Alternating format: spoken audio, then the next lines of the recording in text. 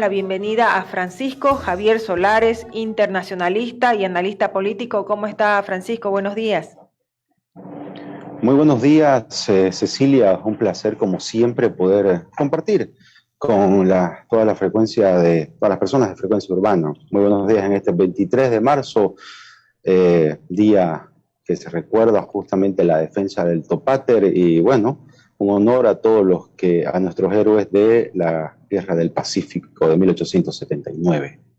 Así es, justamente a propósito del Día del Mar, ¿es un día para celebrar o en qué queda la aspiración de tener una salida soberana al mar?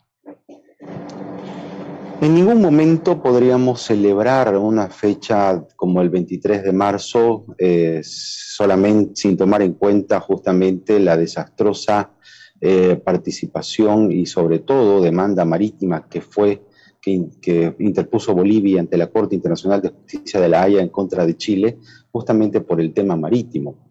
El 23 de marzo ya es simplemente ahora una fecha anecdótica, simbólica, solamente para volver sobre nuestra historia y pensar cómo el Estado boliviano debe en realidad mejorar su desarrollo, cuidar sus fronteras.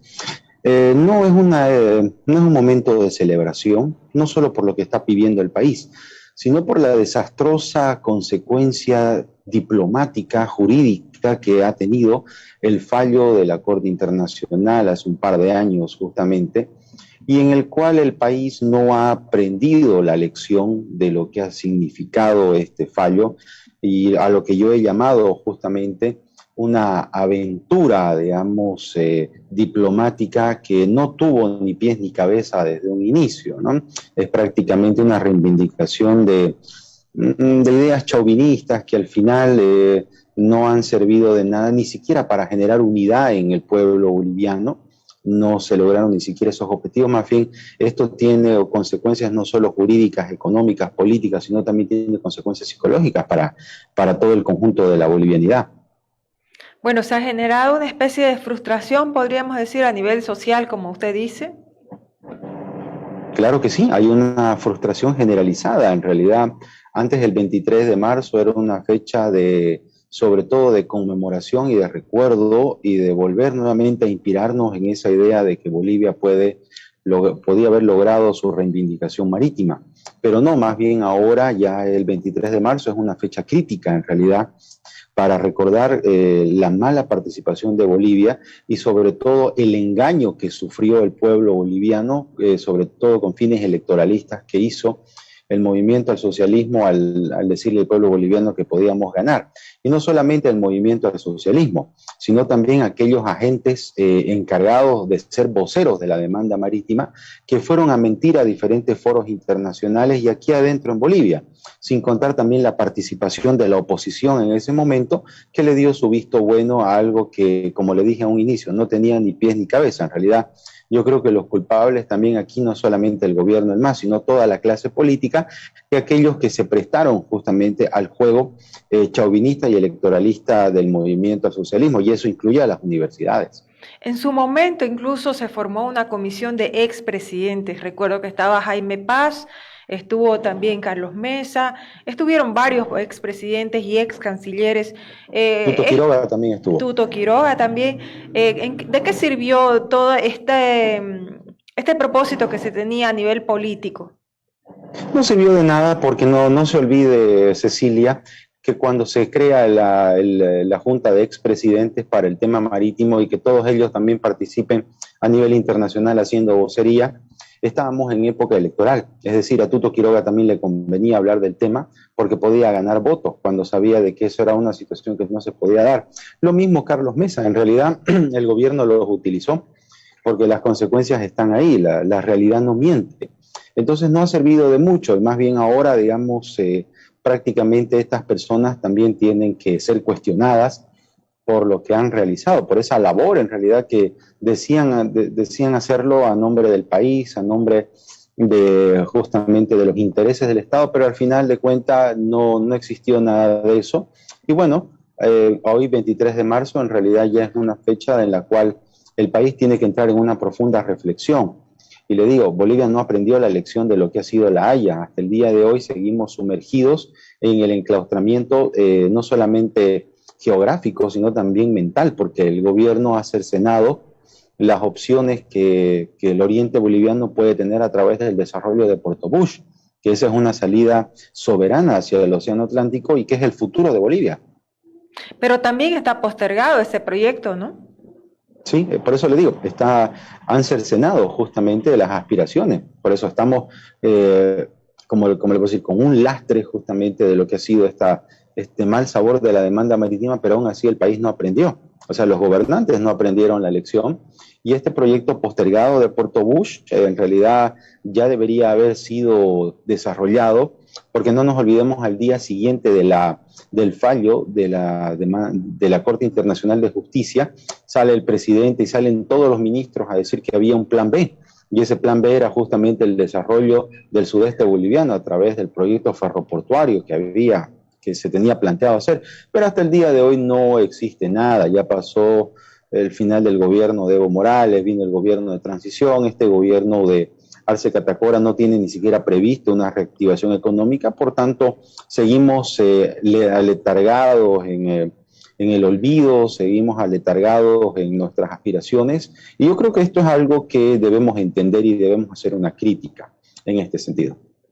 Ahora, licenciado Solares, se decía que la Haya, ese proceso que se había, la demanda que se había iniciado ante la Haya, era el último paso, la última esperanza. ¿Es así o todavía hay alguna otra instancia para poder presentar una demanda para tener esta salida al mar?